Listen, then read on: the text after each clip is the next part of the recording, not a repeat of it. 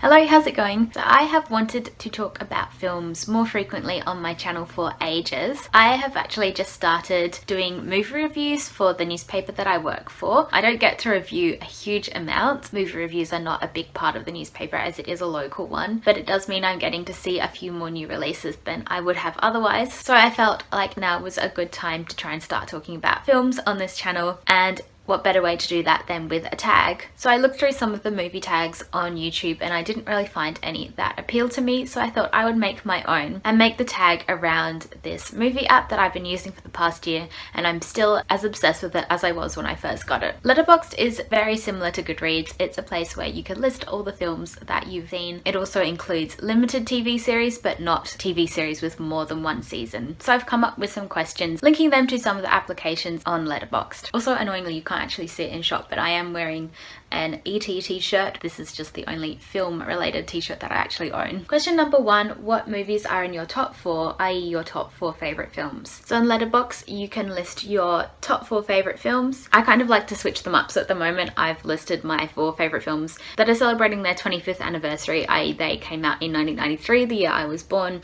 because it's my birthday this month I just sort of thought that would be a cute little thing to put up there. But generally my 4 favorite films are, and I'll do it in reverse order, number 4 is Spirited Away, and it was a toss-up for me between Howl's Moving Castle and Spirited Away because I really love both those films. But Spirited Away just wins for me in that every time I watch that film, I get entirely engaged and entirely swept up in the whole world of it. Spirited Away is about a 10-year-old girl called Chihiro who, with her parents, finds herself ending up in a spirit world, and her parents get turned into pigs, so she has to work out a way to rescue them and get them back to the real world. I think Spirited Away just combines a lot of those things I've grown up loving in stories. It's got a girl protagonist, it's got magic and otherworldly characters, and it's got a slight romance plot as well. And it's just such a beautiful place to spend 2 hours in. Next we have What We Do in the Shadows, which is a film by Taika Waititi, who everyone will know from directing Thor Ragnarok. This is a mockumentary about some vampires living in Wellington,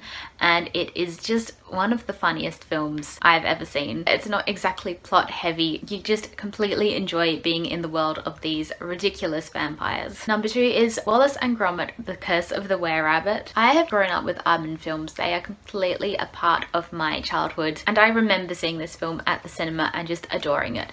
And every single time I watch it again, I always have a good time. I always laugh at all the jokes, despite being able to quote them all as they happen. So I did watch it around Easter time this year, and there were a couple of jokes that I'd never got before that were a bit more adult, so that was kind of nice to discover something new. If you don't know Wallace and Gromit, Wallace is a man living in some sort of British village, probably in Yorkshire somewhere, and Gromit is his dog. They spend their time making inventions, so in this particular film they've invented an anti-pest machine because all the villagers are growing vegetables for the garden competition that is coming up, and so a massive adventure ensues, which does involve a were-rabbit, as in a werewolf, but it's a rabbit. The humour is incredibly British, it's very silly, and it's exactly the kind of thing that I love to watch. So my number 1 favourite film is Submarine.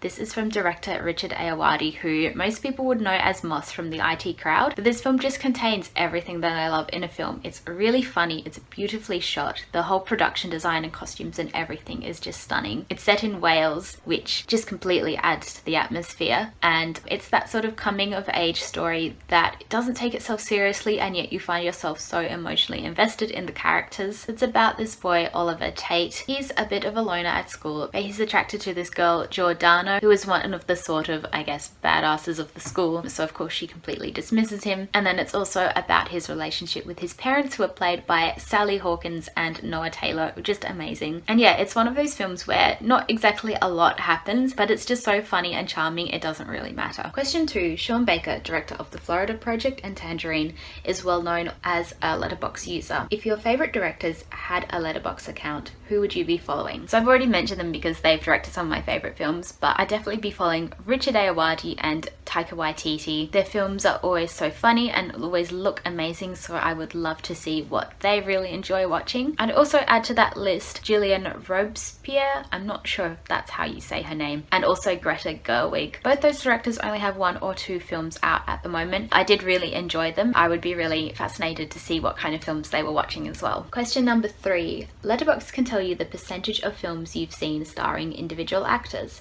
Which actors do you think you'd have the highest percentage for, i.e. your favourite actors? So I quite enjoy, if I have an actor that I think is really amazing, going through their filmography and watching all the films they've been in that appeal to me. I'm not really going to watch something that I think looks really bad, but I will watch something that I might not have looked at otherwise. So I did that a few years ago for Thomas Brodie Sangster. He's a British actor that I've loved ever since he starred in Nanny McPhee, which is still a film that I adore. I watched it recently and it holds up. He's most famous for being the little boy in the scenes with Liam Neeson in Love Actually, which is a film I do not like, but did watch because he's in it. But he was in a lot of indie films when he was a bit younger, and some of them were really good. So that was a really cool way of finding out about those films that I wouldn't have known about otherwise. Another actor I've done that with is Winona Ryder, sort of going through the films that she started in the 90s. I just think she's so fascinating and enigmatic and interesting to watch on screen, and I've watched a few really interesting, strange little films that are mainly good because she's in them, but still worth watching for me because I love her. So I kind of want to do the same thing with Alex Lawther. He's a British actor who was recently most famously in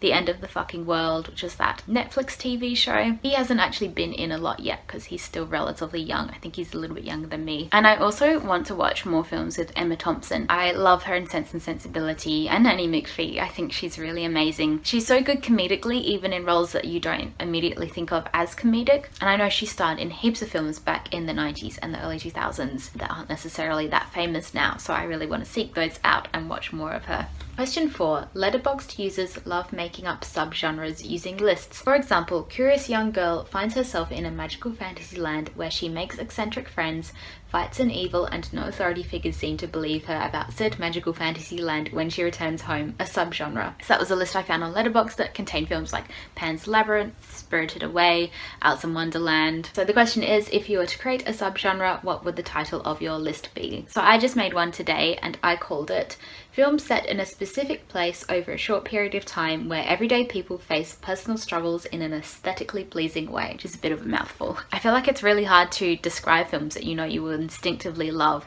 because the genre names that we currently have are very broad and no one's going to love every film in that genre. So this subgenre is similar to books that I really like. I love stories about people that could be real, that live in real places in our world in specific times, whether that be in the past or the present, and people who are just going about their everyday, experiencing either just small things in their life or the film is about the one big thing that happens in their life. But I still love it when those films look really pretty, so that the cinematographer and the director have really gone to the effort of making a normal, ordinary place look really beautiful on screen. And if I was to make a film, that would definitely be the category that I would put it in. So some of the films I've added to that list include 20th Century Women, The Edge of 17, The Florida Project. Question 5, diary. Do you have any recently watched recommendations? So on Letterboxd you can log exactly when you've watched a film and that will show up in your diary. So some films I watched recently, as in the last few months, that I really would recommend. And I won't talk about them in too much detail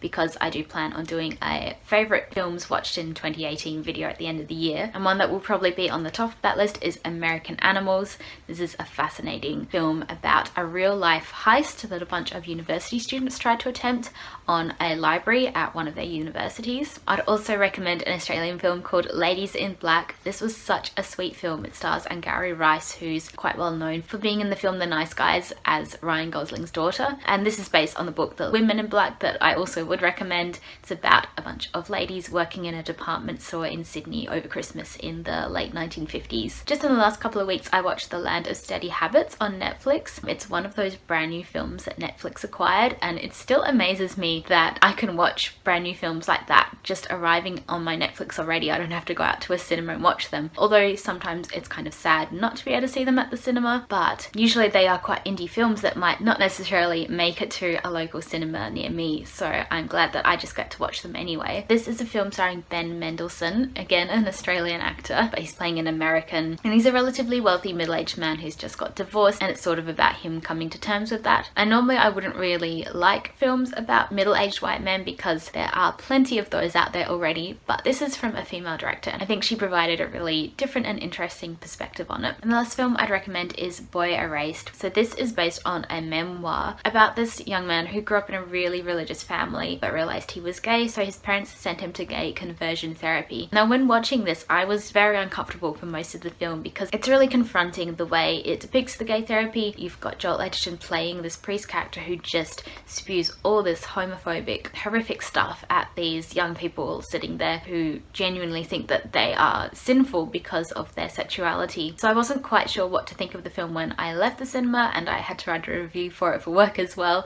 but it's one of those films that has not left my mind since I watched it. The main reason I'd recommend it is Lucas Hedges plays the main character, and he is absolutely incredible. I really hope he gets nominated for all the awards because I just thought his performance was astonishing. Last question, number 6, watch list. Any upcoming films you're looking forward to and or films you want to watch soon. There's only one film that I know is coming into Australian cinemas soon that I want to see, and that's The Favourite, which is from director Yorgos Lanthimos. He's most well known for directing The Lobster and The Killing of the Sacred Deer. I saw the first one, I didn't see the second film, and I didn't mind The Lobster. I found it a little bit hard going at times because the director has asked the actors to play their characters in a very stilted style, which I found was a bit much after a while. But from the trailer of The Favourite, it looks like this style won't be used in this film, so that's kind of exciting. The film stars Olivia Colman, who is amazing, most famous for being in Broadchurch, and she plays Queen Anne in the 1700s. Rachel Weisz plays her sort of lady-in-waiting and is her favourite as per the title,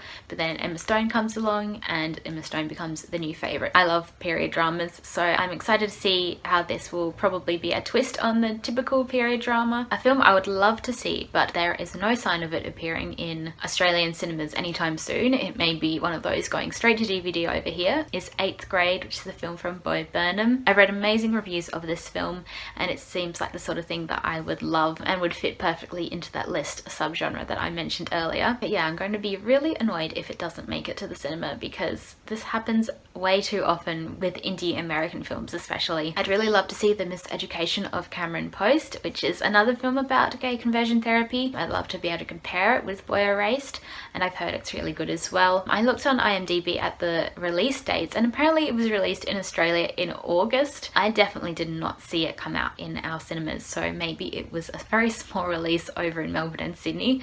Probably didn't make it to Perth, sadly, so that might be one I have to look up the DVD as well. I'd also love to see Thoroughbreds, which stars Anya Taylor-Joy and Olivia Cooke, and I've heard this is kind of like an updated Heathers style film, and I absolutely love the film of Heathers, so this has piqued my interest since I first heard about it ages ago. Doesn't look like it's getting an Australia release either. It was out in America last year, I think, so another one that I'm going to have to search out and annoyingly don't even get the chance to see at the cinema. Part of the reason I find this so frustrating, not just because I have to go to more effort to seek out the films, but because a lot of cinemas complain about the fact that nobody goes out to see films in the cinema anymore, that Netflix is ruining the film industry in that respect. And I think Australia holds the #1 spot for most illegally downloads, and yet they don't actually release films that I genuinely would go and pay to see in the cinema. So it's sort of that catch-22. So that is the end of the tag. I hope that was enjoyable for any of you out there who are movie lovers. I'm not going to tag anyone particularly because I'm not sure who out there is into movies enough to want to do a tag. But definitely consider yourself tagged if you're watching this video. And if anyone does, please let me know so I can go watch your version of the tag. I hope you have a great day and I will see you soon. Bye!